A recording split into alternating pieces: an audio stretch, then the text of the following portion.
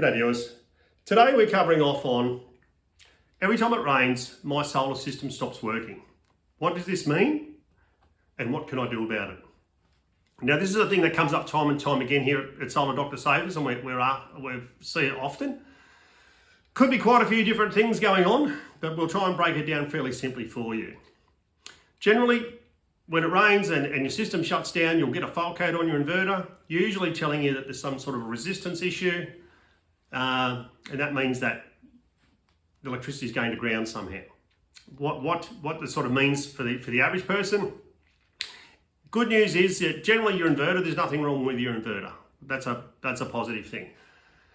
The other thing means that there's water generally getting in your system somewhere, or a cable's been crushed, or the insulation's broken down and it's shorting out to the frame. 9 times out of 10, it's water getting in your system somewhere. What we would do with now, that'll either be in your wiring somewhere, in the plugs of the panels, they could be in the switches, or they could be that the panels themselves are deteriorating and maybe the film's coming away and they're letting water into the system. Or even it could be a worst case scenario, there's been a stone or something thrown for your panel, or it's had a hot spot and it's shattered.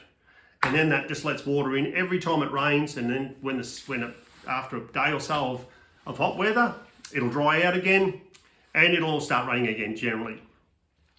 What happens in those instances, if they're not addressed early, that will get progressively worse. So I'm going to sort of go on to give a bit more detail. This sort of letting you know generally what's happening with your system. If you are having this problem, you need to engage a solar professional to come out and get to the root of the problem, because it's only going to get worse. And it does have a potential for a fire. So stay safe. If you're having this issue, ring a professional, ring us at Solar Dr. Savers if you like. But get someone out to have a look, because you definitely have some sort of a problem.